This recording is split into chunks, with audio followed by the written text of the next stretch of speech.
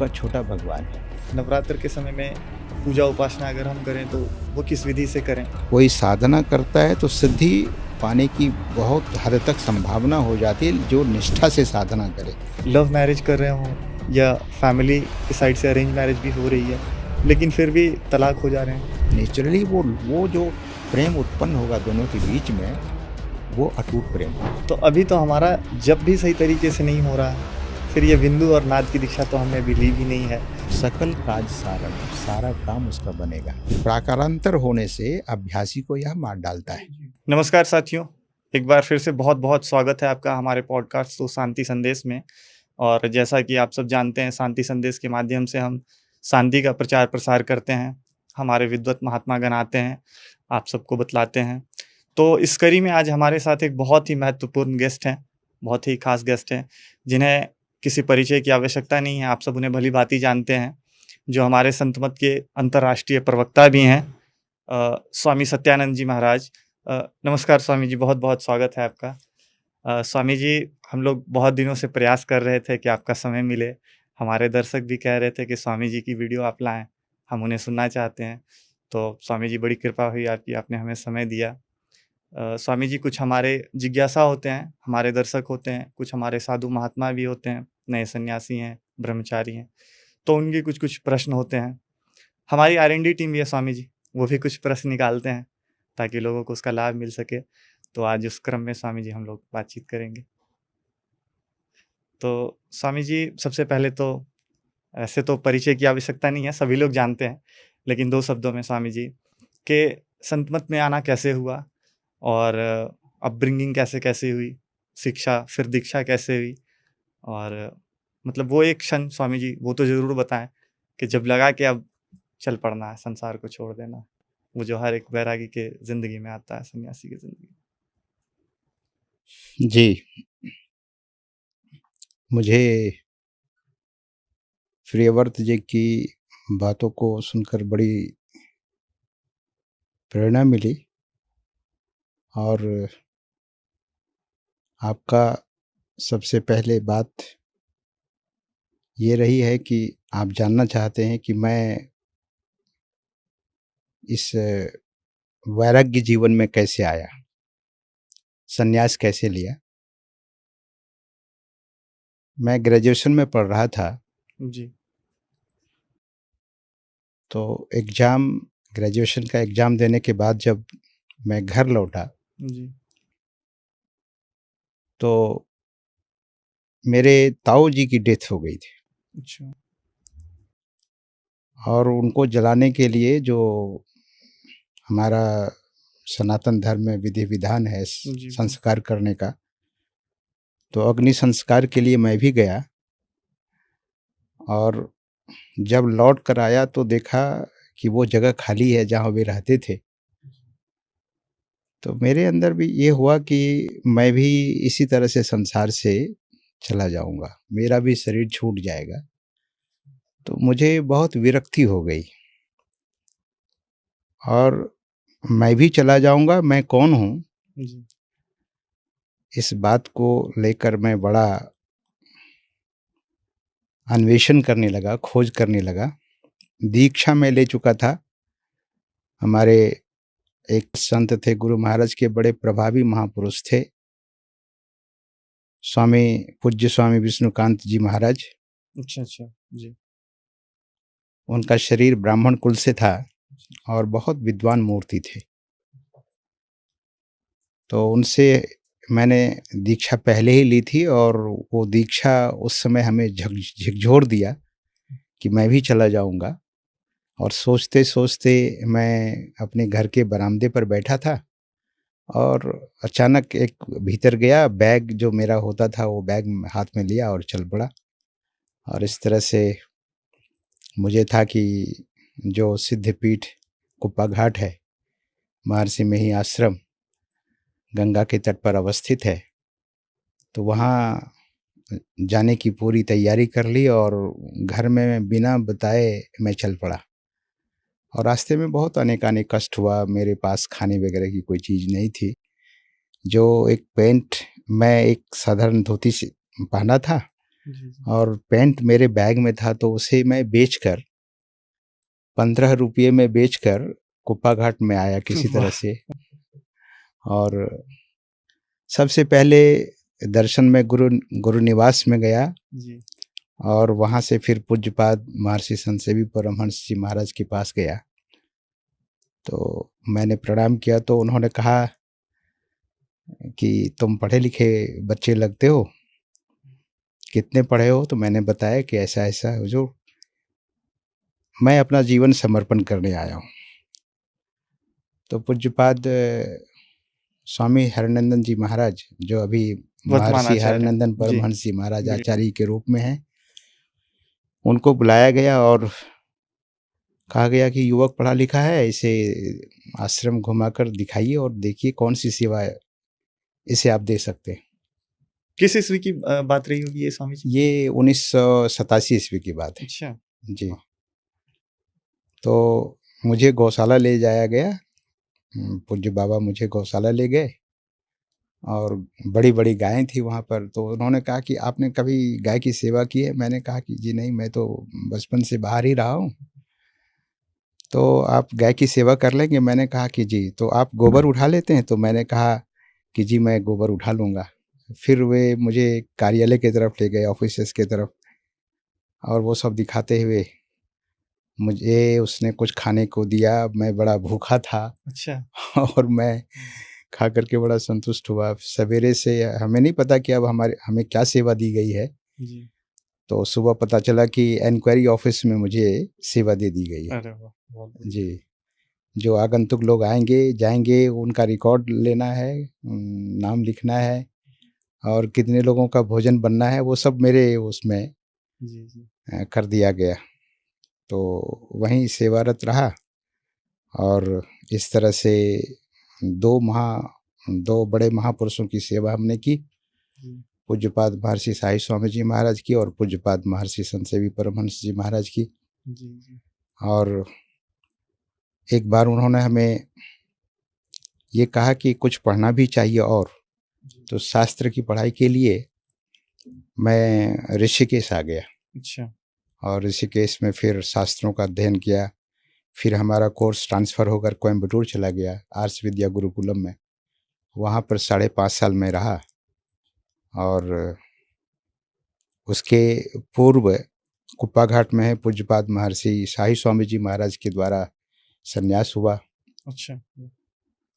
और सन्यास वेश में ही मैं शास्त्रों का अध्ययन किया, और कोयम्बटूर में लगभग 5.5 साल शास्त्रों का अध्ययन करने के बाद मैं लौटा। तो पूज्यपाद महर्षि शाही स्वामी जी महाराज ने कहा कि आज संत सेवी जी महाराज को कोई जानते हैं या मुझे कोई जानते हैं, तो उसका वजह है गुरु की सेवा। बिल्कुल। तो आपने अध्ययन किया है, स्टडी कर लिया है, अब आप साधना करते हुए प्रचार प्रसार करें। उसके बीच में ऋषिकेश जब मैं आया था, तो मैं और स्वामी व्यासानंद जी दोनों एक साथ ऋषिकेश हरिद्वार आया था। तो उस क्रम में हम लोगों ने गुफा में ध्यान किया, अरे वाह! और गंगोत्री में वगैरह ध्यान किया। बहुत कठिन, एक ही समय का भोजन लेकर, वो भी अंकुरित भोजन लेकर के, जो कुछ अन्न को अंकुरित करता था, और गुफा में रहता था, और जो झरना से पानी गिरता था पहाड़ों से, जी। वही पानी पीना होता था। अच्छा, तो इस तरह से साधना करते हुए, अध्ययन करते हुए, जब मैं आर्ष विद्या गुरुकुलम में था, तो वहाँ बहुत सारे इंटरनेशनल छात्र लोग थे, जी। बहुत सारे देशों के। तो उसमें मित्रता हुई। तो सबसे पहले मैं मॉरिशस और सिंगापुर की यात्रा की थी। अच्छा, अच्छा। जी, वो 1998 की बात है। अच्छा, उस टाइम में ही आप गए थे स्वामी जी? जी, जी, जी। अच्छा, वाह! 1998 में मैं पहली बार मॉरिशस और सिंगापुर गया था, और वहाँ भी एक बड़ा चमत्कार हुआ था जी, जी, जी, बताएँ, बताएँ। कि जब मैं मॉरिशस का टिकट और वीज़ा लेने गया था, जी। तो हमारे अब तो वो भक्त बन चुके हैं, मिस्टर मुनीर नासा जी हैं। अच्छा, अच्छा। एक अच्छे बड़े व्यापारी हैं दिल्ली के। तो उन्होंने कहा कि स्वामी जी, आप केवल मॉरिशस ही जाना चाहते हो, क्यों नहीं इतने ही पैसे में सिंगापुर भी चले जाओ। अच्छा, अच्छा। तो मैंने कहा कि सिंगापुर मैं किसी को जानता नहीं हूँ और मैं पहली बार विदेश जा रहा हूँ, तो मुझे नहीं पता कि सिंगापुर में कहाँ जाना है।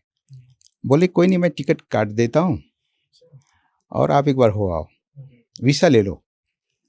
तो उस समय सब कुछ मैनुअल होता था 1998 में। बिल्कुल, बिल्कुल, बहुत सारे प्रोसेस तो मैनुअल थे उस समय। मैं जब वीज़ा लेने गया तो एक माता सिंगापुर से आई हुई थी, बद्रीनाथ गई थी, वो गिर गई थी कहीं, उसके पैर में मोच आ गया था। तो मेरे साथ में एक अशोक चड्ढा जी करके पंजाबी भक्त थे, तो मैंने कहा कि वो माताजी बहुत कष्ट में जा रही है, उसको ज़रा मदद कर दो जाके। मैं जानता तो नहीं था, तो अशोक चड्ढा जी गए और हाथ जोड़ करके कहा कि माताजी मैं आपको मदद कर दूँ चलने में? बोले अरे बेटा ये तुम तो मेरे लिए मसीहा निकल आया है, मुझे तो कोई मदद ही नहीं कर रहा था, किसने भेजा आपको मदद करने के लिए? तो अशोक चड्ढा जी ने कहा कि देखो पीछे हमारे स्वामी जी आ रहे हैं, उन्हीं को बड़ी दया आई और वो उसने भेजा है मुझे। बोले अरे स्वामी जी बड़े अच्छे हैं, तो फिर अंदर वो गई, वो तो वहाँ की सिटीजन थी तो एम्बेसी के अंदर गई, उसके कोई रिलेटिव्स भी थे सिंगापुर एम्बेसी में। तो वो मुझे अंदर बुला लेती है और मुझसे परिचय करती है और बोले स्वामी जी आपने हमें थोड़ी सी मदद की है, तो सिंगापुर में हम आपकी सारी व्यवस्था कर देंगे। वाह! बहुत बढ़िया। तो सदगुरु महाराज की ऐसी कृपा हुई और वहीं से जब मैं मॉरिशस से सिंगापुर गया तो वो सब व्यवस्था करके रखी थी, गाड़ी एयरपोर्ट में भेज रखी थी। हाँ, वो बड़ा संपन्न महिला थी, सिंधी अच्छा। माता थी। जी, जी। तो वहीं से फिर प्रचार शुरू हुआ, वहाँ से मैं मलेशिया गया, इंडोनेशिया गया, थाईलैंड गया और सारे लोकल कंट्रीज़ वहाँ गया। तो तभी से इस तरह से संत मत का प्रचार करता रहा और अभी 15 दिन पहले मैं फिजी, न्यूजीलैंड और ऑस्ट्रेलिया वगैरह में, ऑस्ट्रेलिया के कई बड़े शहरों में प्रचार करते हुए सिंगापुर होते हुए इधर आया और मुझे बड़ा अच्छा लगा। जब कार्यक्रम में दिल्ली में आया था तो उधर जनकपुरी की तरफ एक कार्यक्रम हुआ था, तो आपने जी, आग्रह किया बिल्कुल, था। बिल्कुल, बिल्कुल स्वामी जी। जी, हमें जी, लगा जी। कि ये बहुत अच्छा मौका है, अगर हम जी, आग्रह जी। करें तो शायद हमें जी, समय मिल जाए। जी। तो स्वामी जी अब तक मतलब ओवरऑल कितने कंट्रीज़ को आपने कवर अप किया होगा? लगभग 20-25 देशों में मैं जा चुका हूँ अच्छा।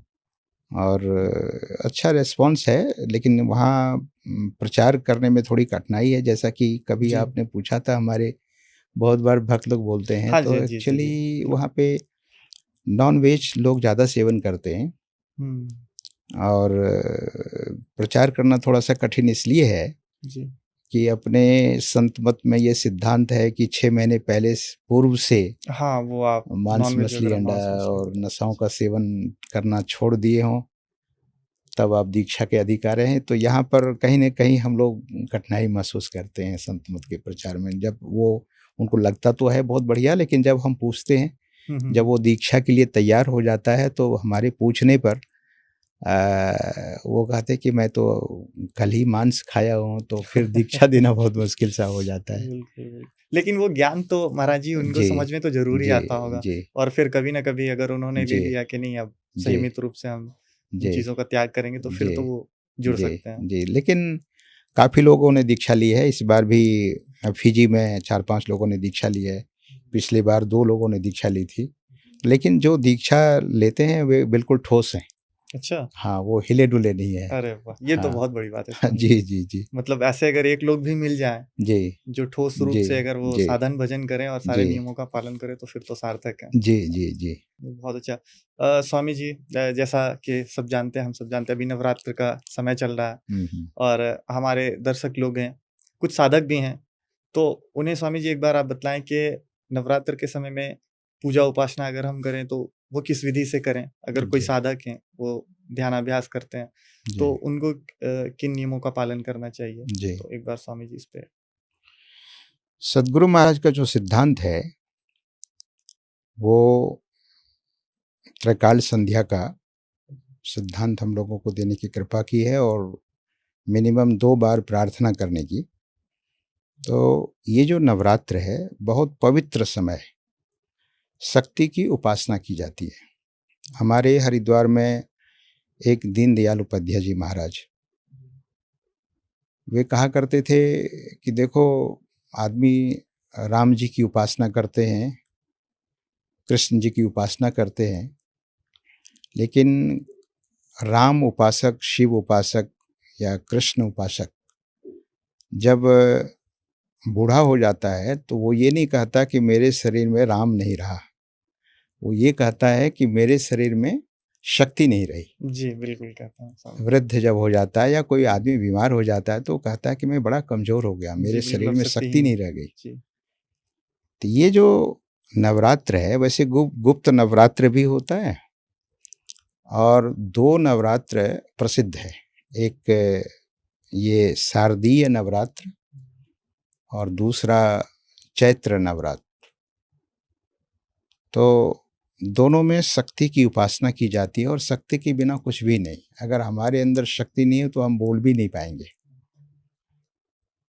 तो शक्ति क्या है? उपनिषद में, नादबिंदु उपनिषद में एक श्लोक आया है कि भगवान शंकर ब्रह्मा जी को उपदेश देने की कृपा की है, या शरीर को शिव शक्ति निकेतनम, शिव और शक्ति का निकेतन यानी घर है। तो उसके पहले भगवान ने कहा है कि विंदुनाद महालिंगम शिव शक्ति निकेतनम देहम शिवालयम प्रोक्तम सिद्धिदम सर्वदेहिनाम। तो शिव और शक्ति का ये निकेतन है, ये घर है, ये मंदिर है। और जो जीवात्मा है वो उपासक है। तो संतों ने उपासना करने की विधि बताई है। वैसे सगुण उपासना बहुत लोग करते हैं, माँ दुर्गा की और काली की उपासना करते हैं। अभी काली पूजा भी होगी दीपावली के बाद। तो दुर्गा पूजा दरअसल में जो संतों ने कहने की कृपा की है वो ये है कि विंदु और नाद वही शिव और शक्ति है।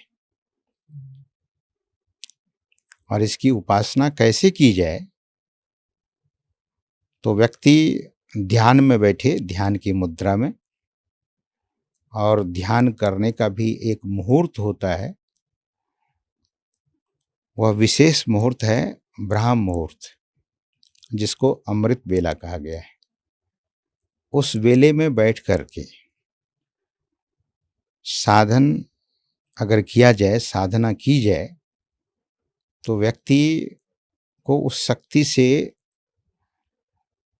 परिचय हो जाता है, शक्ति उसे मिल जाएगी। और बिंदु एक ऐसी चीज है, भगवान कहते हैं कि सृष्टि का अगर कोई बीज है तो वो बिंदु है। बिंदु की उपासना करने से व्यक्ति सर्वज्ञ हो जाएगा। और बिंदु की उपासना ऐसे नहीं हो सकती है जिसके पास विधि है, जिसके पास युक्ति है, जिसने सद्गुरु से जान लिया है, वो उस उपासना को करेगा और अमृत बेले में बैठ करके करेगा। वैसे छिन छिन मन को तहाँ लगावे, एक पलक छूटन नहीं पावे। और हम लोग एक आरती करते हैं, छिन छिन सुरत अधर पर राखे, गुरु प्रसाद अगम रस पीजे। जो अपनी सूरत को उस अधराकाश पर केंद्रित करेगा, उसी को गुरु प्रसाद रूपी अमृत की प्राप्ति हो जाएगी। और बिंदु का मतलब होता है कि ये सूक्ष्म ध्यान है, उससे ज़्यादा छोटा कुछ भी नहीं है। बिंदु की परिभाषा हम लोगों ने सुनी है, सद्गुरु महाराज के प्रवचन में भी हम लोगों ने सुना है कि बिंदु का स्थान है, परिमाण नहीं। बिल्कुल बिल्कुल, यानी मापा नहीं जा सकता उसे। ये साधना बहुत गहन है, गुरुगम्य है। जो इस साधना को करेगा शक्ति के स्वरूप को समझ सकेगा। क्योंकि भगवान शंकर कहते हैं कि शिव शक्ति का ये निकेतन है घर, और उस शिव शक्ति को हम बिंदु उपासना से और नाद उपासना से ही जान सकते हैं। तो नवरात्र, फिर ये नवरात्र विशेष क्यों? ऋषियों ने एक मुहूर्त निकाला है। यह जो पूरा ब्रह्मांड है, इसमें गणित है, और सबसे बड़ा जो गणितज्ञ है, मैथमेटिशियन है, वो हमारे ऋषि हैं। तो ऋषि लोगों ने मुहूर्त की खोज की कि ये समय, ये घड़ी, ये नक्षत्र, ये दिन, ये तिथि आएगा तो नवरात्र की शुरुआत होगी, और फिर नवरात्र इतने दिनों तक चलेगी, और 9 दिन पूरे होने के बाद ये मुहूर्त समाप्त हो जाएगा। तो इसमें कोई साधना करता है तो सिद्धि पाने की बहुत हद तक संभावना हो जाती है, जो निष्ठा से साधना करे, क्रम से। इसीलिए हमारे यहाँ जो साधु महात्मा हैं वो 10 दिनों तक इस उपासना में लग जाते हैं। जो कर्मकांडी लोग हैं वे भी सगुण साकार की उपासना में लग जाते हैं। जो कुछ तांत्रिक लोग हैं वे मंत्र सिद्धि में लग जाते हैं, कुछ सिद्धि पाने के लिए लग जाते हैं। ये समय बड़ा इफेक्टिव है। और इसमें जो बहुत सारे लोग हैं जो मांस, मछली, अंडा, शराब का सेवन करता है, वो भी छोड़ देते हैं जी इसमें। बिल्कुल, बहुत लोग तो ऑनियन हाँ, गार्लिक भी नहीं खाते महाराज। नहीं खाते, और बहुत लोग 9 दिनों तक उपवास रखते, बहुत लोग पानी पर रहते, बहुत लोग फल पे रहते। तो ये उपासना का समय है और ऋषियों की ये खोज है। और इस समय में जो उपासना करते हैं, जैसे बद्रीनाथ में एक बार कोई महामंत्र बोला जाए तो 1000 बार का फल मिलता है। अच्छा, 1000 बार जप करने में तो समय लगेगा ना, लेकिन एक बार वहाँ कोई महामंत्र का, जैसे हम लोगों का महामंत्र है, या हमें जो गुरु के द्वारा मिला है, सदगुरु महाराज की कृपा से वो मंत्र मिला है, तो उस मंत्र का जाप अगर बद्री धाम में जाकर एक बार कोई करते हैं तो उनको 1000 बार फल मिलता है। अच्छा, शायद यही वजह है महाराज जी के जो हमारे साधु महात्मा होते हैं वो हिमालय क्षेत्रों में, बद्रीनाथ, केदारनाथ जी, में जी, ज्यादा पसंद करते हैं जी, साधना जी। करना। अच्छा। क्योंकि साधना का क्षेत्र है और चार्ज लैंड है। अगर आज की भाषा में हम बोलेंगे, so that land is very charged. तो इसीलिए सभी साधु महात्मा और ऋषि मुनियों का वो साधना स्थल रहा है, साधना का क्षेत्र रहा है। आप ये नहीं सुने होंगे कि कश्मीर में बड़े बड़े हाँ, नहीं ऋषि नहीं, हुए, बिल्कुल बिल्कुल बिल्कुल, ये तो हिमाचल हमने नहीं में सुना। भी ऐसी बहुत सारी जगह है, कुछ संतों ने वहाँ भी रहा। लेकिन जो उत्तराखंड का वो जगह है, जो बद्री धाम है, और केदारनाथ धाम है, गंगोत्री है, यमुनोत्री है, तो वहाँ पर जाने से मंत्र जो है वो 1000 गुना फलित होता है। तो थोड़े समय में साधना में सिद्धि मिल जाती है। तो ये, अब सारे लोग तो हिमालय नहीं जा सकेंगे। हाँ, ये बिल्कुल बिल्कुल महाराज। भारत के सारे लोग अगर हिमालय चले जाएं तो वहाँ जगह नहीं मिलेगी। तो संतों ने खोज किया कि एक जनसाधारण लोगों के लिए, एक आम आदमी के लिए वो मुहूर्त, वो साधना कैसे सफल हो सकता है। तो 9 दिनों में ये साधना करके बहुत लोग सिद्धि पा लेते हैं। अरे वाह। यही इसका महत्व है। इसी तरह से जो चैती नवरात्र कहा जाता है, ये शारदीय नवरात्र है। तो दोनों ही बड़ा इफेक्टिव है, और लोगों के लिए साधना करने के लिए, सिद्धि पाने के लिए ये बड़ा सरल मुहूर्त है, समय है। और फलाहार पे अगर महाराज जी कोई फलाहार होकर के साधना करे तो उसका भी कुछ खास महत्व है या जी, दरअसल में जो अन्न है उसमें एक नशा है, ड्रोजीनेस है। आप कभी फलाहार रहे होंगे, जी महाराज जी, एक अलग ही अनुभव होता है एक महाराज जी। अलग अनुभव हमेशा है। लगता है जैसे हम जी, सतोगुण में हैं। राइट। जब मंत्र जब हमारा चल रहा होता है अंदर अंदर, साधना में बैठते हैं तो लगता है जैसे सूरत बहुत जल्दी सिमट गई हो। जी, और वैसे अगर अन्य साधारण अन्य खाकर कर रहे हैं तो जी, गुनावन करते करते तो घंटों निकल जाते हैं, राइट, मन स्थिर नहीं हो जी। पाता। तो फल को सात्विकता में गिना गया है। फल सात्विक होता है तो इसलिए मन पर प्रभाव पड़ता है। ये एक कहावत आपने सुना होगा, बहुत लोगों ने सुना होगा कि जैसा खावे अन्न वैसा होवे मन। जैसा अन्न खाते हैं वैसा मन पर प्रभाव पड़ता है। इसीलिए फल अगर लेते हैं तो साधना काल में आपका शरीर हल्का होता है, और शरीर की एक बड़ी अच्छी स्थिति रहती है। साधना करने में उकताहट नहीं होगी, साधना में बैठ सकेंगे। और ऋषियों ऋषियों की ये खोज है कि क्यों हम उस समय फलाहार करें। तो फल में सात्विकता है। जितना हम सात्विक होंगे, साधना उतनी ही सरल हो जाएगी और साधना में सफलता भी मिलेगी। और बहुत बार ऐसा देखा गया कि लोग इसका महत्व नहीं देते हैं। कुछ लोग ऐसे भी हैं, नहीं नहीं हम अन्न खा करके क्या होगा, ऐसा वैसा बहुत बिल्कुल, लोग ये तो बोलते अनुभव हैं। का विषय है हाँ, महाराज जी, कि अनुभव का करो और विषय। देख लो आप। जैसे हमने सुना है महाराज जी, हमारे गुरु महाराज जी कहते थे कि जब मन बहुत ज़्यादा चंचल हो, वश में नहीं आ रहा हो, तो कुछ दिनों तक आप अन्न खाना छोड़ दें और या तो आप उपवास रहकर साधना करें या फल खाकर करें, जी, तो आपको बहुत बल मिलेगा जी, मन को शांत करने में। जी। स्वामी जी, अगला एक हमारा प्रश्न है, क्या पैसा कमाना और शांति पाना दोनों साथ-साथ संभव है? या हर लोग तो स्वामी जी घर परिवार को छोड़ कर के संन्यास मार्ग पे आ नहीं सकते हैं। तो वो कैसे अपनी दिनचर्या को रखते हुए, संसार में रहते हुए, घर परिवार की सेवा करते हुए और मोक्ष प्राप्ति के लिए, ईश्वर प्राप्ति के लिए भी साधन भजन करें? इस पे स्वामी जी थोड़ा बताएँ। सदगुरु महाराज कहा करते थे पैसे के संबंध में कि वो कलयुग का छोटा भगवान है। वो इसलिए कि ये युग अर्थ प्रधान युग है। अर्थ के बिना कुछ भी करना मुश्किल सा होता है। अर्थोपार्जन होना चाहिए,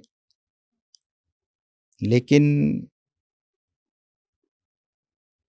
पैसा और शांति दोनों एक साथ, आपका पूछने का यही मतलब है कि दोनों एक साथ हो सकता है। पैसा भी शांति भी। तो पैसा को अगर त्याग पूर्वक अर्जन किया जाए, अनासक्त पूर्वक, कि हम कर्म करें और फल देने वाला ईश्वर बैठा हुआ है,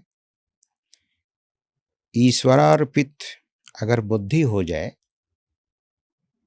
प्रसाद बुद्धि हो जाए, तो पैसा फिर बाधा नहीं देता है।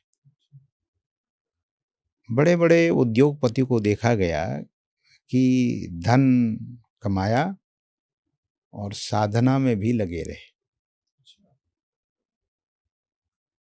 जैसे स्वामी अखंडानंद जी महाराज बिरला परिवार का उदाहरण दिया करते थे। घनश्याम दास बिरला, जी, जी, जी। वो उनके संबंध में स्वामी अखंडानंद जी महाराज कहते थे कि ये राजयोगी है। तो जैसा कि महाराज जी वर्णन करते थे कि घनश्याम दास बिरला जी समय से साधना करते हैं, जप करते हैं, उपासना के लिए, साधना के लिए समय वे व्यर्थ नहीं गंवाते थे। जैसे ही उनका समय उपासना का हो जाता था, तो वे अपने पूजा कक्ष में चले जाते थे, चाहे वो कितना भी बड़ा आदमी उसके पास बैठा हो। अच्छा, मतलब नियम का पक्का नियम होना का होगा। पक्का। ब ऐसे पक्के लोग थे। तो पैसा बाधा उसको देती है जो धन में धनासक्त हो जाए, तो फिर शांति में बाधा आ जाएगी। सूरदास जी महाराज कहते थे, उनकी वाणी में आया है कि यह जो पैसा है, धन है, संपदा है, ये आता जाता रहता है। सूरदास संपदा आपदा, जनी कोई पति आई, इस पर विश्वास मत करना, ये तो आने जाने वाला है। तो कहने का भाव है कि अनासक्त होते हुए जो व्यक्ति साधना करेगा, तो धन उसे बाधा नहीं करेगा। धन से वो धर्म भी करेगा। हम लोगों ने पढ़ा है कि धनात् धर्मः ततः सुखम, धन से जो धर्म करता है उसको सुख की प्राप्ति होती है। लेकिन शांति का यहाँ जहाँ तक सवाल है, वो साधना से ही संभव है। शांति स्थिरता व निश्चलता को कहते हैं। शांति को जो प्राप्त कर लेते हैं, संत कहलाते हैं। संत कहलाते हैं। गुरु महाराज ने बिल्कुल, परिभाषा देने की बिल्कुल। कृपा की है। तो शांति साधना से आएगी, और धन पुरुषार्थ से आता है, और भाग्य से भी आता है। क्योंकि अंबानी परिवार के जो बच्चे हैं, उसने कमाया तो नहीं, लेकिन अरब खरबपति वे हैं, तो भाग्य से उनको मिल गया है। तो धन पुरुषार्थ तो करना ही है, लेकिन जब बहुत बहुत बड़ा लोग धर्म करते हैं तो उसको भाग्य से धन की प्राप्ति होती है। लेकिन अशांति का कारण धन नहीं हो सकता है, लेकिन हाँ, जब वो अनुचित ढंग से वित्तोपार्जन करता है कोई, तब उसको जरूर अशांत कर देता है, तब वहाँ शांति नहीं आती है। और अध्यात्म समझने जैसा है। आजकल की जो पीढ़ियां हैं, उनको है कि हमें किसी तरह से पैसा होना चाहिए, मेरा नाम होना चाहिए, मेरा नेम और फेम के जी जी, प्रधानता चक्र स्वामी में। जी अर्थ की इतनी ज्यादा हो चुकी है जी कि हर चीज में लोगों को पैसा चाहिए, जी अच्छी जिंदगी चाहिए, लाइफस्टाइल चाहिए, जी गाड़ियां चाहिए, जी पड़ोसियों को दिखाना है, जी तो हर चीज के लिए लोग परेशान हैं जी। और धन कैसे भी आ जाए। बट वो रियलिटी से दूर जाते हैं ना। मैं ये नहीं कहता हूँ कि नेम और फेम नहीं होना चाहिए, हो ये तो स्वाभाविक रूप से लोग अच्छे कर्म करेंगे तो नेम और फेम हो ही जाता है, लेकिन बाय हुक एंड क्रुक लोग करना चाहते हैं, ये भी ठीक नहीं है। अच्छा स्वामी जी, एक प्रश्न है। श्रीमान कुल हम कहते हैं, हम कई बार सत्संगों में सुनते हैं श्रीमान कुल, फिर एक शब्द निकल के आता है योगी कुल। तो महाराज जी, इसमें क्या भेद है, एक बार कृपा कर बताएं। योगी कुल उसे कहते हैं जहाँ समुचित साधना चलती है, और साधना करने वाले जो नर नारी हैं वो बड़े आध्यात्मिक हैं, और साधना करते हुए स्वावलंबी जीवन जीते हैं, पुरुषार्थ में जीवन जीते हैं। ऐसे कुल में जब बच्चा जन्म लेता है तो उनको प्रार्थना का और ध्यान का, साधना का संस्कार बच्चे को पहले से मिल जाता है, तो वो बच्चा पहले साधना की किया हुआ होता है, वो जीव। तो ऐसे योगी कुल में, उसको योगी कुल कहा जाता है जहाँ जिस घर में सारे परिवार के लोग साधक साधना हों। रत हैं, अच्छा, तो ऐसे कुल को योगी कुल कहा जाता है, जहाँ योग किया जाता है।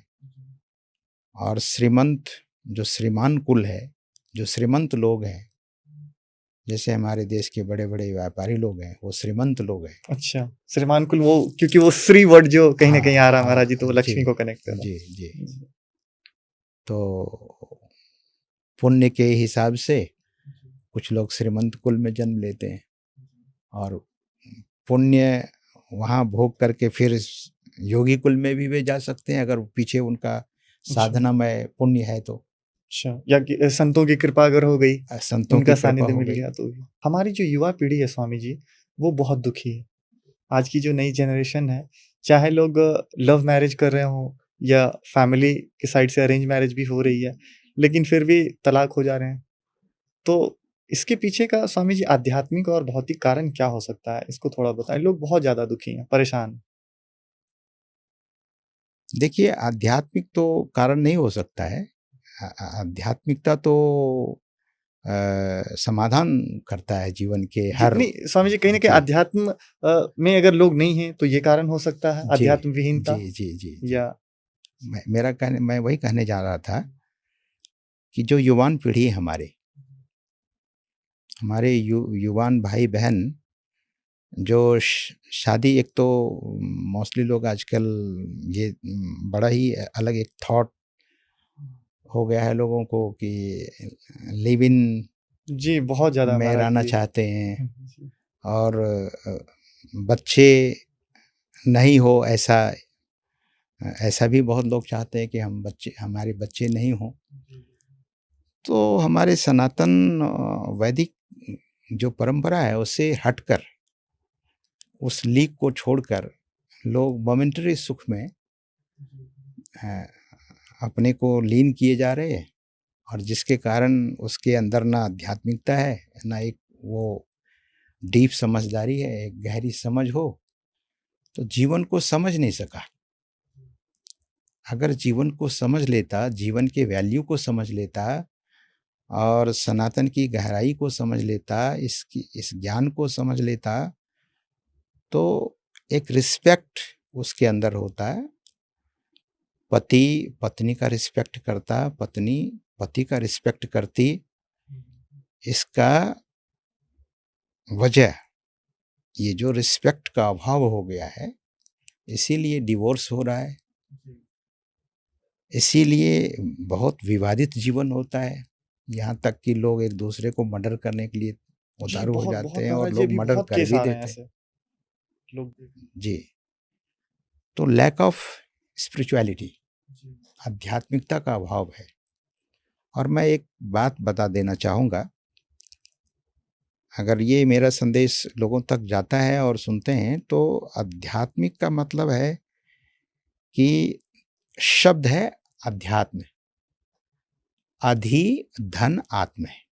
अधि मतलब टू नो, किसको? अपने को, सेल्फ को, टू नो योर सेल्फ। तो अपने को कैसे जानेंगे? वैसे तो लोग कहते हैं I am knowing my self, मैं क्या हूँ। ऐसे रियल में हर आदमी जानता है।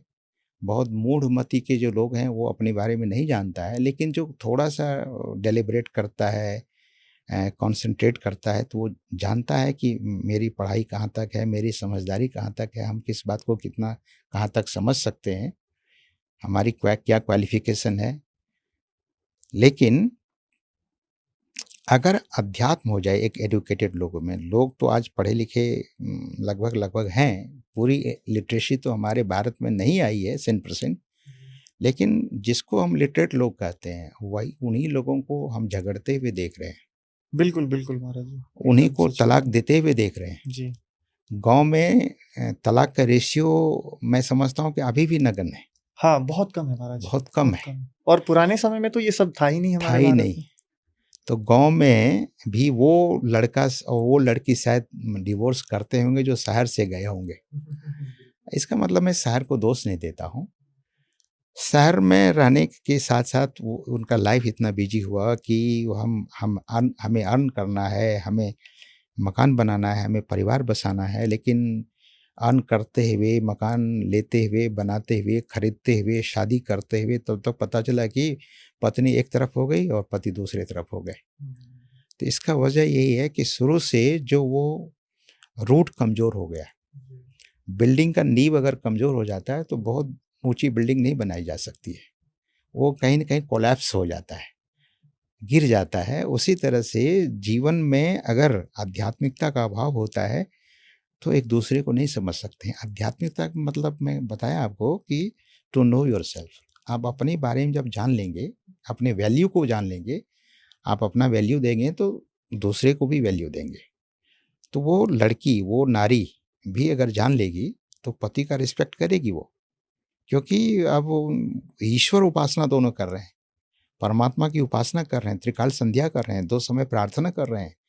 तो ऐसे प्रार्थना करने वाले जो दंपति है एक दूसरे को बहुत रिस्पेक्ट करेंगे और नेचुरली वो जो प्रेम उत्पन्न होगा दोनों के बीच में, वो अटूट प्रेम होगा। और प्रेम जब हम एक दूसरे से नहीं कर सके तो ईश्वर के चरणों में प्रेम कहाँ से हो सकेगा? बिल्कुल और बिल्कुल सही। ईश्वर के चरणों में अगर प्रेम नहीं हो सका तो तो फिर हम एक संसार में दूसरे को प्रेम कहाँ कर बिल्कुल सकेंगे? बिल्कुल। जी, इसीलिए उपासना बहुत जरूरी है, साधना बहुत जरूरी है, आध्यात्मिकता बहुत जरूरी है। जो आध्यात्मिक होंगे वो हर लाइफ के हर पहलू को, हर पैटर्न को, हर एस्पेक्ट को समझेंगे और समझते हुए एक दूसरे को बहुत रिस्पेक्ट करेंगे। हम लोग तो देखिए साधु वेश में हैं, मैं अपने को साधु वैसे कहता नहीं हूँ, दुनिया कहती है, नहीं नहीं लेकिन स्वामी जी, बिल्कुल ऐसा नहीं। लेकिन ऐसा है कि हम लोग बहुत सारे लोगों के घर में जाते हैं, तो हमने ऐसे भी पति पत्नी देखे कि मैं अभी पिछले साल ब्रिस्बेन में था, ऑस्ट्रेलिया में, और वो परिवार जो सज्जन थे इंजीनियर, वो अयोध्या के थे और जो उनकी पत्नी थी वो अहमदाबाद की थी और दोनों का लव मैरिज हुआ था। लेकिन मैं उस नारी को देख करके इतना हैरान हुआ कि सवेरे जब हम डाइनिंग हॉल में आते थे पूजा वगैरह करके, तो वो नारी देखा कि अपने सास को, ससुर को, पति को प्रणाम करती थी और वो जलपान जो बना कर के रखती थी, तो मैं साधु था तो पहले मुझे ही परोसती थी, उसके बाद सास-ससुर को देती थी, तब पति को देती थी और सास को देती थी। मैं देखा कि इतना हैरान हुआ कि सबसे पीछे वो खाती थी, तो मैंने कहा कि नाम मैं भूल रहा हूँ, तो मैंने पूछा उनसे कि मैं तो बहुत सारे घरों में जाता हूँ, तो सब लोग एक ही साथ बैठ के भोजन करते हैं और आप तो पूरे भारतीय परंपरा को निभा रही हो। बोले, महाराज जी, इसमें जो मुझे सुकून मिला है मैं वर्णन नहीं कर सकती हूँ। तो ऐसे भी परिवार मैंने देखा जो इस देश की धरती से वहाँ विदेशों की धरती में जाकर लेकिन वही परंपरा कायम रखी है बिल्कुल महाराज जी, और बहुत घर बड़ी में बात है। शांति इतनी है। और उनके ससुर जी कह रहे थे कि जब से ये हमारी बहू रानी आई है तो दिन दुना रात चौगुना होता जा रहा है। ये हमारा जो इंजीनियर बेटा है, अब तो फॉर नेम शेक सरकार का काम करते हैं, लेकिन इनकी बड़ी भारी कंपनी खड़ी कर दी है। और वो नारी भी बहुत पढ़ी लिखी है, ऐसा नहीं पढ़ी लिखी है, वो भी जॉब कर रही है, वो भी बिजनेस में शेयर कर रही है सब कुछ, लेकिन उनको कहीं भी अहंकार की बू नहीं है, कहीं ईगो नहीं देखा मैं। बोले, मैं घर की वो हूँ, गृहिणी हूँ। वाह! हाँ, तो ये वजह ये था कि सभी परिवार आरती में बैठते थे, प्रार्थना में बैठते थे, ध्यान करते थे, उसके बाद ही कुछ करेंगे वे लोग। अरे वाह! तो जहाँ-जहाँ आध्यात्मिकता हमने देखा, वहाँ-वहाँ शांति है, वहाँ-वहाँ सुकून है। बिल्कुल, बिल्कुल स्वामी जी। कहीं न कहीं अगर हम अध्यात्म की कड़ी को पकड़ के चलते हैं, जी, तो फिर हम इंडिया में रहें या ऑस्ट्रेलिया में रहें, कहीं रहें। हमें शांति मिलेगी और परिवार में भी आपस में प्रेम रहेगा। जी। स्वामी जी यहाँ पे एक सेवा अ, निकल के आया एक शब्द सेवा। तो स्वामी जी आपने भी बहुत दिनों तक शाही स्वामी जी महाराज की सेवा की है, संत सेवी जी महाराज की भी सेवा आपने की है। सेवा और साधना का क्या संबंध है? थोड़ा इस पे एक बार प्रकाश डालेंगे? अ, देखिए सेवा बहुत ज़रूरी है और जैसा कि हमने उधर ग्रेजुएशन का स्टडी करके फिर इधर मैं अध्ययन किया, तो जब अध्ययन में कर रहा था तब भी मैं सेवा कर रहा था। तो हमारे साधु समाज में एक कहावत है, पढ़े और ना गढ़े तो वो मैच्योर नहीं होगा, प्रौढ़ नहीं होगा वो। पढ़ाई भी और गढ़ाई भी। तो हम तो पढ़ते हैं गुरुकुल में, जैसा कि हमने पढ़ा पहले विद्यालय में, भौतिक शिक्षा ली और फिर आध्यात्मिक शिक्षा ली, तो शिक्षा के साथ-साथ सेवा भी हुई। अगर हम सेवा नहीं करते और हमारे साधुओं में ये है कि जो साधु, साधु की सेवा नहीं किया, अपने गुरुजनों की सेवा नहीं किया है, तो वो साधु पक्का साधु नहीं हो सकता। अच्छा। ये भी बात है। जी, कई बार ये साधुओं का प्रश्न होता है, खासकर महाराज जी जो प्रारंभिक अवस्था में होते हैं, वो कहते हैं कि हमें साधना करनी है। अब अगर हम गुरुजनों की सेवा में लग जाएँ तो हमें वो पर्याप्त समय मिल नहीं पाता है, तो फिर हम इसको कैसे मैनेज करें? गुरु महाराज जी ने तो कहा कि साधना से कल्याण होगा, लेकिन अगर वो सेवा छोड़ कर के सिर्फ साधना करें, तो कहीं न कहीं ये भी उचित नहीं है। बहुत सुंदर बात आपने कही है, पूछी है। लेकिन गुरु महाराज की एक वाणी मुझे याद आती है। सद्गुरु महाराज की वाणी है कि गुरु की भक्ति और साधु की सेवा बिनु नहीं कछुहु पाई हो। वे तो स्पष्ट कहते हैं कि जब तक उस परम प्रभु परमात्मा सद्गुरु की भक्ति नहीं की जाए और सेवा नहीं की जाए, साधुओं की सेवा, साधु की सेवा बिनु नहीं कछुहु पाई हो, कुछ भी उसे नहीं मिलने वाला है। परमात्मा की भक्ति, सद्गुरु की भक्ति और साधु की सेवा करेंगे तभी जीवन सफल हो सकता है। तो तभी मैं कह रहा था कि पढ़े और गढ़े। तो मुझे जो अनुभव हुआ है प्रियव्रत जी, मुझे जो अनुभव हुआ है वो ये है कि अगर हम इन बड़े गुरुजनों की सेवा नहीं करता, मैं नहीं करता, हम सेवा नहीं करते, तो हमें वो प्रौढ़ता नहीं आती और that maturity is really divine maturity and that maturity comes from the all from our lineage guru. गुरु से ही आता है। वो जो गढ़ते हैं, अंतर हाथ सहार दे, बाहर मारे चोट। तो गुरुजन क्या करते हैं कि शिष्य को गढ़ते हैं, जैसे कुंभकार घड़ा को गढ़ता है, उसी तरह से गुरुजन गढ़ते हैं शिष्य को और ऐसे ही शिष्य पक्के और सच्चे होते हैं। जी, जी।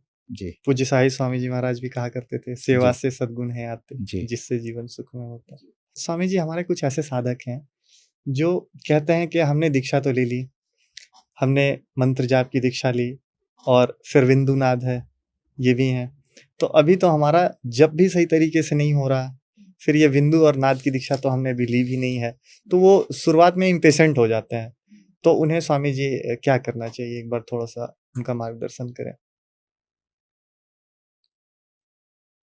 वैसे मंत्र के संबंध में सदगुरु महाराज ने कहने की कृपा की है, गुरु जाप जपन साचो तप सकल काज सारणम। कोई गुरु मंत्र का जाप ही करता है, ये सच्चा तप है, साचो तप, सकल काज सारणम, सारा काम उसका बनेगा।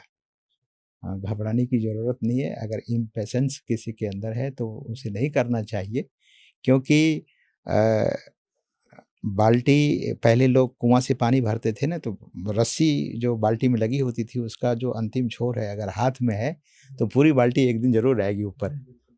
तो साधना में धैर्य की ज़रूरत है। लोग पेशेंस रखें। और बिंदु नाद की साधना भी साथ साथ नाद की साधना बाद में बताई जाती है। तो संत मत में मानस जप, मानस ध्यान और दृष्टि साधन, जिसको बिंदु ध्यान ज्योतिर्ध्यान कहते हैं, वो साथ साथ ही किया जाता है और करने वाला कभी असफल नहीं होता। सदगुरु महाराज कहा करते थे कि देखो, ज़्यादा नहीं 2 मिनट, सदगुरु महाराज के प्रवचन में मैं पढ़ा हूँ कि वे कहा करते थे कि ज़्यादा नहीं 2 मिनट कोई सुखमना में स्थिर हो जाए तो उसे निश्चित रूप से झलक होगा। और संत तो झूठ बोलते ही नहीं। अच्छा, 2 मिनट कॉन्सेंट्रेशन, लोगों को लगता है कि इट्स वेरी सरल, हाँ जी, बहुत स्वामी जी। इजी और है। कई बार क्या है ना कि लोग इसका हाँ गलत फ़ायदा उठाते, जैसे हाँ हम थे। हाँ तो बचपन में मम्मी कहा करती थी, "अरे संतसेवी जी महाराज ने तो कहा 2 मिनट भी कर लो ध्यान तो काम बन जाए।" तो हम 2 मिनट ही करते थे महाराज जी। लगता था कि चलो अब हो गया, छुट्टी करो। तो इसका क्या रहस्य है महाराज जी? क्या कोई कंडीशन है इसमें कि 2 मिनट? इसमें 2 मिनट का मतलब है कि जप के लिए नहीं, वहाँ कंसंट्रेशन के लिए सदगुरु महाराज ने कहने की कृपा की है कि 2 मिनट तक आप वहाँ टिक सकते हैं उस स्थान पर। जो सुखमना है, ये इड़ा पिंगला के मध्य में जो ध्यान किया जाता है, वहाँ कोई 2 मिनट तक ठहर जाए अच्छा। कंटिन्यूअसली, जी, जी। तो उसे प्रकाश झलक जाएगा। और 2 मिनट ध्यान तो भगवान ने कहा गीता में, स्वल्पमप्यस्य धर्मस्य त्रायते महतो भयात्। स्वल्पम अस्य धर्मस्य त्रायतो महतो भयात्, महत भय से बचा सकता है। तो 2 मिनट इसलिए कहा जाता है कि 2 मिनट भी अगर ध्यान कर लेते हो तो महाभय से बच जाओगे। मतलब उस व्यक्ति का दुर्गति नहीं हो सकता है। हाँ, ये है सेंस यहाँ पे। स्वामी जी, अभी आपने भगवत गीता की बात कही। जी स्वामी जी, भगवत गीता में भगवान श्री कृष्ण ने प्राणायाम के बारे में बतलाया जी और फिर वो ध्यान योग की भी बात करते हैं। जी। तो स्वामी जी, इसमें क्या भेद है ध्यान योग और प्राणायाम? प्राणायाम संस्कृत शब्द है और प्राण धन आयाम शब्द है। जो प्राण है, जिसको प्राण वायु बोलते हैं, आयाम आना और जाना उनका। लेकिन ये सम्यक होना चाहिए, बैलेंस में होना चाहिए। बैलेंस के लिए ही प्राणायाम किया जाता है। साधना काल में प्राणायाम दरअसल में सबसे एक एक ना एक दिन और एक ना एक क्षण तो होगा ही। लेकिन प्राणायाम के भी प्रकार हैं। वैसे 10 प्रकार के मुख्य प्राणायाम हैं और ये बाह्यंतर प्राणायाम कहा जाता है। दूसरा प्राणायाम है आभ्यंतर। तो बाह्यंतर जो प्राणायाम है वो स्वास्थ्य के लिए, अपने शरीर के लिए। आभ्यंतर जो प्राणायाम है वो साधना के लिए। लेकिन सदगुरु महाराज बराबर कहा करते थे कि प्राकारांतर होने से अभ्यासी को यह मार डालता जी, है। जी, बिल्कुल स्वामी जी। तो प्राकारांतर का मतलब ये है कि अगर गलत अभ्यास किया गया प्राण को, एक विष्णु चैतन्य जी महाराज पहले गंगोत्री से नीचे झाला एक जगह है, वो रहा करते थे। वे कहते थे कि देखो, अगर प्राण के आयाम को ढंग से नहीं कर सकोगे तो प्राण अगर कहीं बाँह वगैरह में चला जाएगा और वहाँ सूज जाएगा तो वो बहुत कठिन काम हो सकता है। तो बाह्यंतर प्राणायाम को भी परंपरा से ही सीखना चाहिए अगर किसी को स्वास्थ्य लाभ करना हो तो। और आभ्यंतर प्राणायाम के संबंध में सद्गुरु महाराज कहते थे कि जैसे ही दृष्टि, मन स्थिर होगा तो प्राणायाम स्वतः वहाँ हो स्वतः जाएगा, ही महाराज जी प्राणवायु अवरुद्ध हो जाता है, अवरुद्ध हो तो वो जाएगा। तो जी प्राण स्पंद बंद हुई जाई, मन हो तजई चंचलाई। सद्गुरु महाराज के वचन में है कि प्राण स्पंदन बंद हो जाता है, जी, मन शून्य हो जाता मन है। शून्य हो जाता है। और जैसे मन शून्य होगा तो शून्य गतम ध्यानम ध्यान जी, ध्यान मन। स्वतः ही होगा। हाँ, जी तो ध्यान जो सद्गुरु महाराज के द्वारा बताया गया है, और गुरु महाराज कहा करते थे कि ये हमारा नहीं है, हम तो केवल इसको रिवील कर दिए, हमने व्यक्त कर दिया है इसे। तो अगर ध्यान लोग करेंगे तो स्वतः उनका प्राणायाम हो जाता है और स्वास्थ्य भी अच्छा होने लगता है। क्योंकि जब कोई व्यक्ति सीधा बैठेगा तो मेरुदंड सीधा होने से वो 100% ऑक्सीजन लेगा। 100% ऑक्सीजन जब वो लेगा तो ऑक्सीजन जितना हमारे भीतर जाएगा हम उतने स्वस्थ होते चले जाएंगे। और ध्यान में 100% ऑक्सीजन हम लेते हैं। तो ध्यान से बाहर भी फायदा है, मतलब बाहरी फायदा भी है और स्वास्थ्य के लिए भी बेनिफिशियल है, और भीतर साधना के लिए तो है ही। तो अभी क्या है कि लोग ऑक्सीजन उतना नहीं ले पाते क्योंकि शहर में इतने पेड़ पौधे नहीं होते जिस हिसाब से होना चाहिए, और पॉल्यूशन को इतना पेड़ ऑब्जर्व नहीं कर सकता। मैं एक बार पढ़ रहा था किसी विद्वान के लेख को, तो साइंटिस्ट थे, तो वो कह रहे थे कि एक आदमी के लिए 400 पेड़ की जरूरत है। 400 पेड़, आप देखिए तो इतना पेड़ तो नहीं है, लेकिन कहीं न कहीं है। अभी भी औसतन पेड़ तो घट गया है। तो ऑक्सीजन एक तो पेड़ से मिलता ही है हम लोगों को, और जब हम ढंग से बैठे हुए नहीं होते, हमारा मेरुदंड अगर सीधा नहीं होगा तो हम ऑक्सीजन उतनी मात्रा में नहीं ले पाते हैं, और इसीलिए कहीं न कहीं ब्लॉकेज होता है, शरीर बीमार पड़ता है, ये सब रीज़न है। तो ध्यान मनुष्य को शांति देगा, और जो सर्वस्व सुख है, जिसको सुख कहते हैं, सुविधा तो संसार में मिलती है, लोग अपने अपने हिसाब से अपने अपने कर्मों के अनुसार, प्रारब्धानुसार सुविधा को पाते हैं जी। लेकिन ध्यान से जो शांति मिलती है वही शांति मनुष्य को मोक्ष प्रदान कर सकता है। दूसरी विधा मेरे समझ में नहीं है, क्योंकि संतों ने कहा कि शांति लाभ का यत्न है। गुरु महाराज की वाणी में सब संतन ने गाई रे, सारे संतों ने कहा शांति लाभ का यत्न यही है। तो अंतर साधना जब साधक करता है, चांदनी चंद सूर परेखो आत्म अनुभव पाओ रे। तो भीतर में साधना जब साधक करता है तो बहुत तरह की अनुभूतियां होती है और बड़ा आनंद मगन रहता है। तो शांति पाने के लिए, मोक्ष पाने के लिए साधना ही एक सार है, सरल उपाय। स्वामी जी, संत मत की मूल भीति तो उपनिषद के वाक्यों को ही मानने पड़ते हैं, हम ऐसा प्रतिदिन स्तुति प्रार्थना में कहते हैं। लेकिन स्वामी जी, हमारे सत्संग में हम भगवत गीता का भी उपदेश पढ़ते हैं, रामचरितमानस का भी पढ़ते हैं, और कहा जाता है कि संत मत पूरा वेदांत है। तो फिर गुरु महाराज जी ने ये क्यों लिखा कि उपनिषद के वाक्यों को ही मानने पड़ते हैं? उपनिषद वेदांत ही है। अच्छा।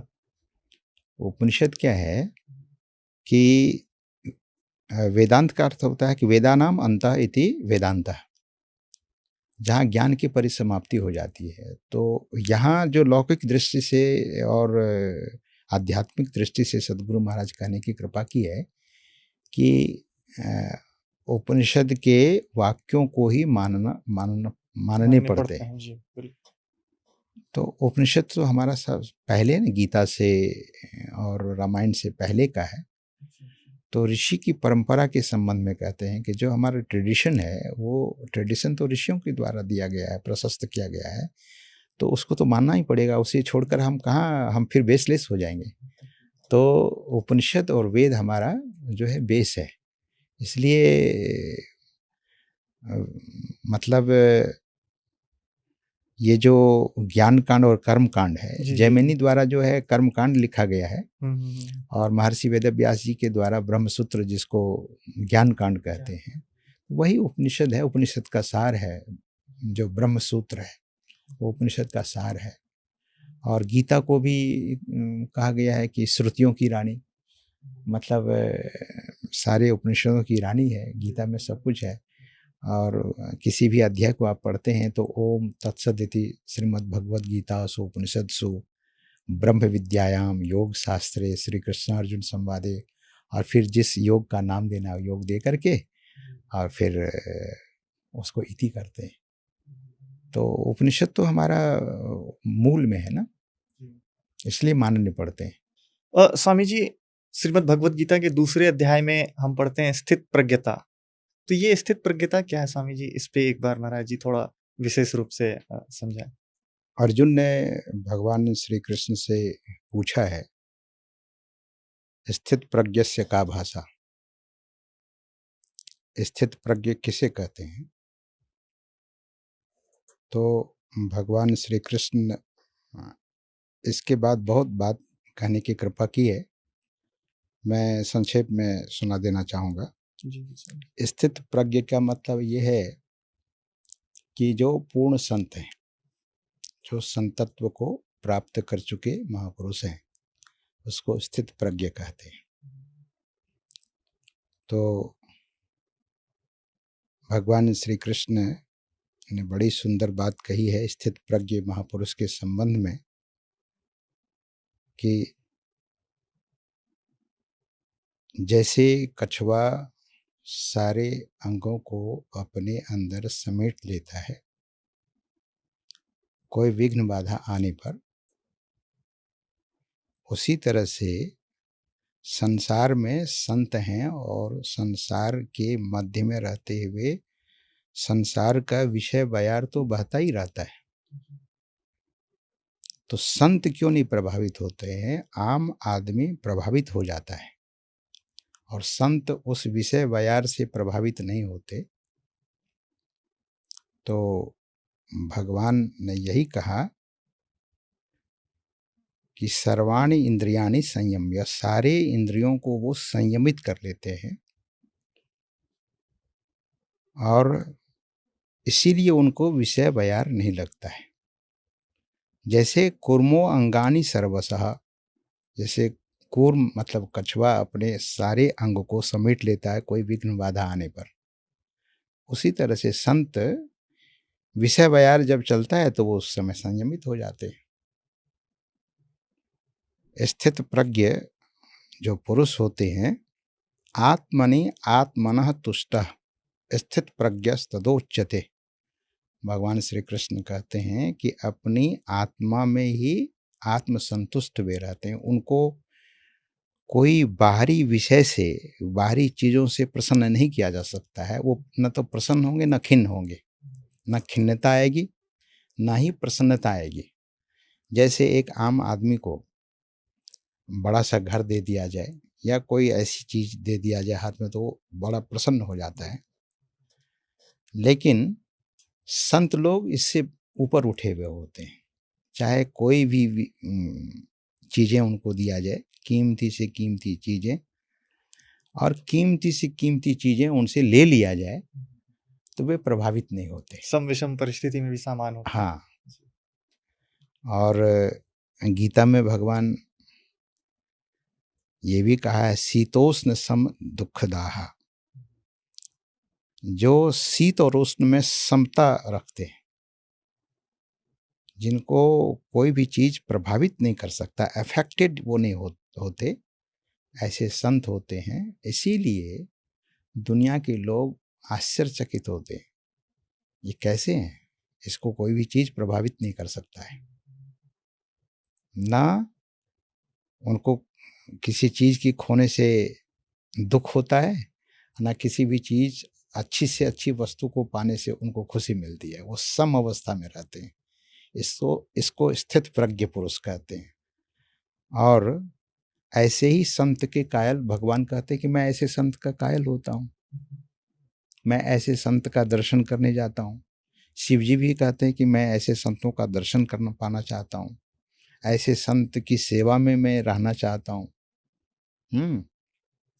भगवान ने कहा कि संत के चरण धूल लेकर के शोधूं गात हमारे, मैं अपने गात यानी शरीर को पवित्र करता हूँ। जी जी, उधो वैसे मोहे संत सदा अति प्यारो। अति प्यारे। जी तो वैसे भगवान अपवित्र क्या होंगे, लेकिन महिमा दिखाते हैं संतों की, स्थित प्रज्ञ महापुरुषों की। और ये भी भगवान ने कहा, उदाहरण देने की कृपा की, कि जैसे दुनिया की सारी नदियां समुद्र में जाकर के मिलती है, फिर भी समुद्र भरता नहीं है।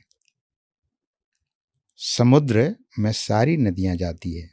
तो बहुत बार देखा गया है कि संतों के पास बहुत सारा वैभव होता है, बहुत ऐश्वर्य होता है।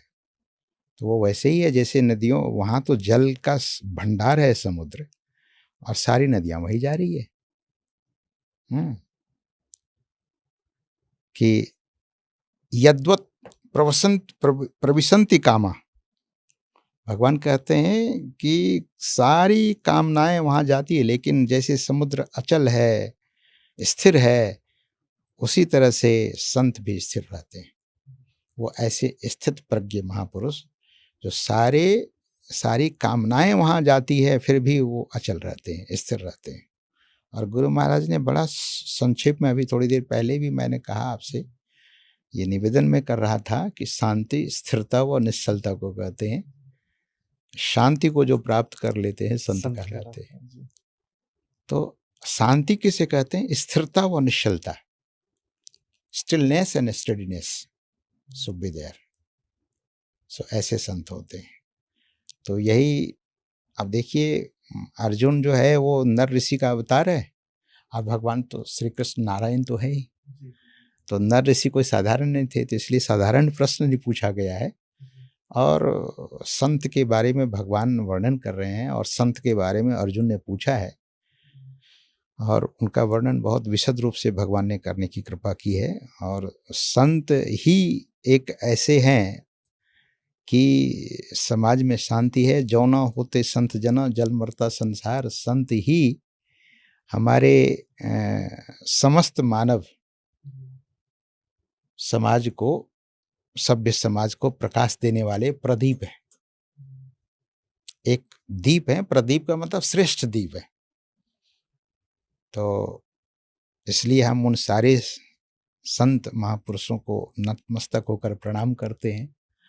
ऐसा संत तत्व में संत की स्तुति की गई है। तो वहाँ यही है कि संत कैसे होते हैं, जिनको स्थित प्रज्ञ कहा गया है गीता में। जी, बहुत बहुत धन्यवाद स्वामी जी, आपने बहुत अच्छा मैं उम्मीद करता हूँ कि हमारे दर्शकों को ये एपिसोड बहुत अच्छा लगेगा, जी उन्हें बहुत लाभ मिलेगा। स्वामी जी, एक बार मैं चाह रहा था कि संक्षिप्त रूप में जो हमारे नए दर्शक होते हैं, जो अभी हमारे चैनल पे आ रहे हैं, देख रहे हैं कंटेंट्स, तो उन्हें संतमत के बारे में संक्षिप्त रूप में बता दें। संतमत क्या है, संतमत क्या कहता है, जी और फिर जो नए साधक हैं, युवा पीढ़ी है, उनको एक संदेश देते स्वामी जी आप अपने तरफ से, कि कैसे वो भौतिक जिंदगी में भी आगे बढ़ें और आध्यात्म की कड़ी को भी पकड़ के चलें। जी प्रियव्रत जी, आपने संत मत क्या है इसको संक्षेप में बताने के लिए हमसे आग्रह किया है। तो संत मत यानी सभी संतों का मत, और सभी संतों का मत यही है कि ईश्वर एक है, और उनकी प्राप्ति अपने अंदर में होगी, और वो इसलिए कि ईश्वर सभी जगह है। ईश्वर किसी एक जगह पे नहीं है। अगर एक जगह होते तो लोगों को इतना मदद नहीं हो पाता, क्योंकि उनका एग्जिस्टेंस ईच एंड एवरीवेयर है, ऑल परवेडिंग, ऑल परवेसिव।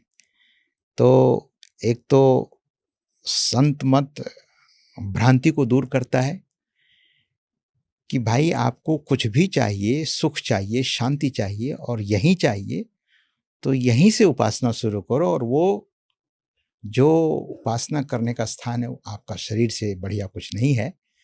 और अंतर उपासना करो। निश्चित रूप से जो हमारे यहाँ मंदिर बनाया गया है वो हमारे श्रद्धा का प्रतीक है। हम कहीं मंदिर देखते हैं तो हमारे ईश्वर, हमारे ठाकुर, हमारे सद्गुरु वहाँ उसी रूप में बैठे हैं। कहीं शिव के रूप में बैठे हैं, कहीं कृष्ण जी के रूप में बैठे हैं, कहीं राम जी के रूप में बैठे हैं, कहीं हनुमान जी के रूप में बैठे हैं। वही हमारे ईश्वर, वही हमारे सद्गुरु। इस भाव से रखेंगे तो बड़ी पवित्रता मन में आएगी। और वो हमारे ईश्वर, हमारे सद्गुरु, वे हमारे परमात्मा सभी जगह हैं। तो हम आपको छोड़कर नहीं, हमारे अंदर भी है। तो हमारे अंदर है तो हमसे तो बहुत नज़दीक हैं, इसलिए हम अंतर उपासना करें तो बहुत अच्छा होगा। और ख़ास करके आजकल के युवान भाई बहन से मेरा यही निवेदन है कि अपने को इससे दूर मत रखो, क्योंकि जीवन बड़ा लंबा है। और आगे चल कर के अगर आपका वैवाहिक जीवन है या कोई समाज में ऐसे भी लोग हैं जो बहुत रेयर हैं, जो कम विवाह नहीं करते हैं, तो वैवाहिक जीवन हो या अविवाहित जीवन हो, लेकिन ये जो संत मत है सबके लिए बड़ा सार गर्भित चीज़ है। और इसे अपना करके आप देखेंगे कि जो अपने बारे में नहीं जानते हैं कि मैं क्या, कौन, कि मेरा क्या लक्ष्य है, what is the goal of life, what is the aim of life, संत मत को अपनाने से इस बात को जान लेगा कि what is the aim of life, what is the goal of life, मेरे जीवन का लक्ष्य क्या है, मेरे जीवन का मूल लक्ष्य क्या है, इसे जान करके और इस साधना में अगर लगेंगे। और ये साधना ऐसा है कि कठिन नहीं है, बहुत सरल है। सद्गुरु महाराज ने कहा कि संत लोगों ने सरल सरल जग में प्रचारी, जगत में इसका प्रचार बहुत ईजी रूप में किया गया है, कोई भी कर सकता है। तो इसे करें और इसे अपनावें। इसलिए अपनावें कि अंतर उपासना करने के लिए आपका शरीर एक बहुत बड़ा लेबोरेटरी है। और इस लेबोरेटरी में कोई बैठ कर के साधना करता है तो उसको अनुभव होगा, और अनुभव को झुठलाया नहीं जा सकता है। इसलिए इसे अपनाएगा तो एक तो अपना कंडक्ट को जान सकेगा, अपने जीवन के वैल्यू को जान सकेगा, और जीवन के लक्ष्य को जान सकेगा। और फिर जन्म मृत्यु से फिर भय नहीं होगा। तो मृत्यु के भय से छुटाता है संत मत, कन्फ्यूजन को दूर करता है, जीवन बड़ा सहज और सरल सुगम हो जाता है। इसको अपनाने से तो फ़ायदा ही फ़ायदा है। मैं हर चीज़ में, आपने देखा होगा कि बिजनेस वगैरह लोग करते हैं तो वहाँ माइनस प्लस होता है, लाभ हानि होता है, लेकिन जी। साधना करने में, ध्यान करने में, इसे अपनाने में कहीं माइनस पॉइंट नहीं बिल्कुल, है, बिल्कुल स्वामी जी, इसमें बिल्कुल। प्लस ही यहाँ पे प्लस है। नफ़ा-नुकसान कुछ भी नहीं है, जी, फ़ायदा जी। ही फ़ायदा। हाँ, जी, जी, जी, जी। तो यही मैं आग्रह करूँगा सभी युवान पीढ़ी भाई-बहन से और समाज के लोगों से कि इसे अपनाएँ। यह ज्ञान बड़ा ही सुंदर और सुखद है। सुलभ सुखद मार्ग यह भाई, श्रुति पुराण सब ग्रंथ हैं इधर। सब ग्रंथ ही गाई, भगवान जी, कहते हैं। बिल्कुल। सुलभ सुखद मार्ग यह भाई। तो सुलभ है, सुखद है और सबके लिए है, और सारे ग्रंथ ऐसा कहते हैं। बहुत-बहुत धन्यवाद स्वामी जी, जी आपका। जी, मैं उम्मीद करता हूँ हमारे दर्शकों को ये एपिसोड बहुत अच्छा लगेगा जी, और ऐसा लगा जैसे सत्संग की गंगा ही यहाँ पे बह गई हो। जी, और स्वामी जी आपसे प्रार्थना होगी, फिर कभी जब आपको समय मिले, ऐसे तो आप जी, हम जैसा सुनते हैं विदेशों के कार्यक्रम में जी, ज़्यादातर व्यस्त रहते हैं। जी, तो जब कभी भी स्वामी जी समय मिले, मैं जी। प्रार्थना करता हूँ कि फिर हमें ज़रूर, समय दें, ज़रूर, लोगों को लाभ मिले। ज़रूर। बहुत-बहुत धन्यवाद सर। जी।